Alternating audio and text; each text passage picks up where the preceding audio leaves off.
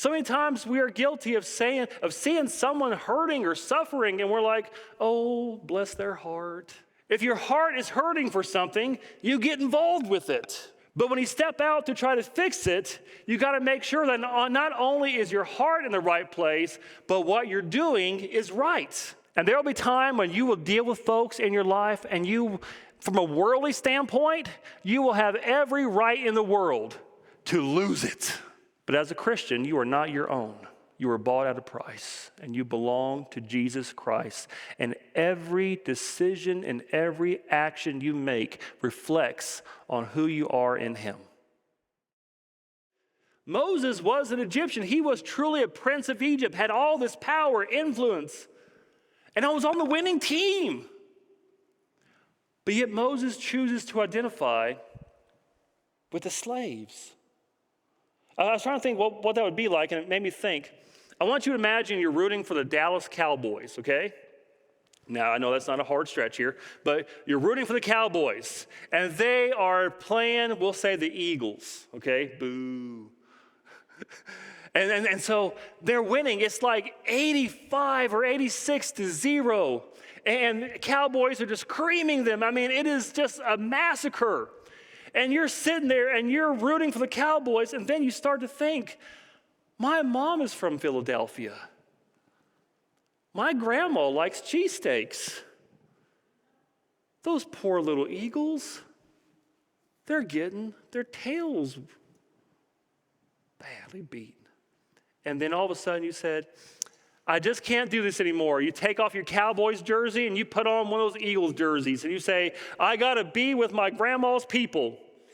Now, folks around you would look at you and say, you're crazy. You went from the winning team to the losing team. What do you have to gain by it? Nothing. Well, imagine Moses, Pharaoh, Egypt, most powerful nation in the world, most powerful family in the world, grew him to be the most powerful man in the world, but yet turning his back on that and stepping and saying, I identify with these people. The downtrodden, the slaves, the beaten. Who would do that? But Moses says, these are my people. Second thing we see in our text that kind of shows us this, it says he watched them.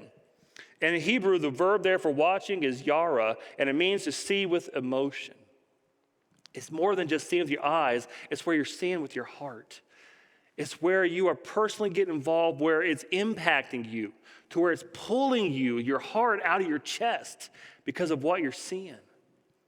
The same verb is used to describe when Hagar was looking at her son Ishmael as he was being starved to death in the desert. And Hagar in Genesis 21, I believe it was, says, I can't watch him die. It's not, I just can't see him. It's my whole being. I'm hurting by seeing this.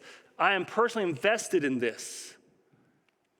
That same verb is used in verse 25 of our text where it says God was watching the Israelites. He looked upon their suffering. It's where you're looking with compassion and you care about what you see. So when Moses looked at this, he watched it. It was more than just an eye-opening experience. It was hurting him. He was seeing this man being beaten, and he was like, this is not right. This is not how it's supposed to work. This is not what it's supposed to be like. And his heart was breaking for him. And then, not only was his heart in the right place, but Moses wanted to do something about it. And I love that. So many times we are guilty of seeing someone hurting or suffering, and we're like, oh, bless their heart. And that's the extent of our help. We think if we feel bad, we've done our job, or we might change our Facebook status or something. But Moses says, something's being done here that's wrong. I need to do something about it. I need to get personally involved. I love that about Moses. In fact, James 2, verse 15 says this. Suppose a brother or sister is without clothes and daily food. If one of you says to him, go, I wish you well, keep warm and well fed, but does nothing about his physical needs, what good is it? In other words, what have you accomplished? If your heart is hurting for something, you get involved with it. You step out and say, let me see what I can do to help this. But when you step out to try to fix it, you got to make sure that not only is your heart in the right place, but what you're doing is right. Because you can do the right thing, but do it in the wrong way. Where your heart's in the right place, but how you fix the problems is bad. I was thinking about this, and I was trying to think of a good example, and the only thing I could think of, y'all remember watching Christmas Vacation? Now, I know y'all have seen that movie. If you haven't, please. Christmas Vacation, where, at the end where Clark gets his Jelly of the Month club, and he throws his fit, and he says, if anybody's thinking of some last-minute Christmas gifts, I'd like to have my boss, basically come to realize what he's done. And then Cousin Eddie takes that and says, oh, I can fix this. And he goes and kidnaps the boss, brings him gift wrap, ho, ho, ho, and brings him out. And then Clark says to the police officer, my cousin, his heart is big, but his brain is small. But he tried to do the right thing, but how he went about doing it was bad. And that's what happens with Moses here. Moses is going to be controlled by his emotions and not his faith. Look at verse 12.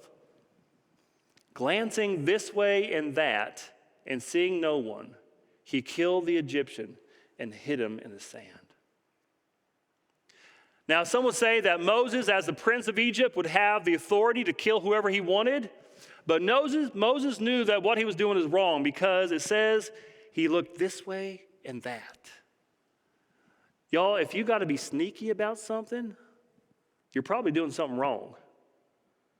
And Moses had to be sneaky. He knew. Charles Swindoll makes a point to say that Moses looked left and right, but he never looked up. He never said, God, what do I do about this? No, Moses is going to respond with his emotions and his anger. And he's going to kill the guy. Moses was a murderer. Moses murdered a man in cold blood. Now, we know that Moses had anger issues. In Numbers 20, Moses is leading the people of Israel in the wilderness, and after dealing with all these children of Israel, God says, speak to this rock.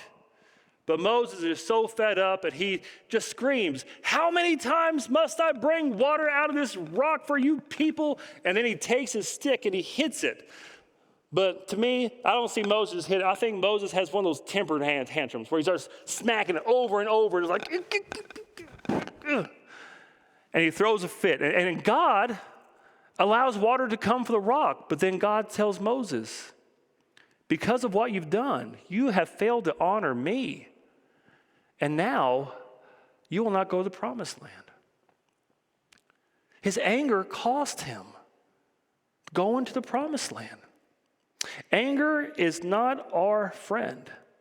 And I'll tell you, knowing the people and all that, why Moses didn't lose his temper more often, I don't know why. And there will be time when you will deal with folks in your life, and you, from a worldly standpoint, you will have every right in the world to lose it, to go off in a rage from a worldly standpoint. But as a Christian, you are not your own.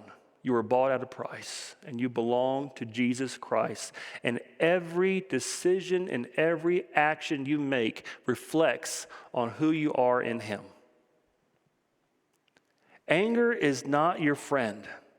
There are things that we should be angry about, but our actions need to be guided by our faith and not our anger.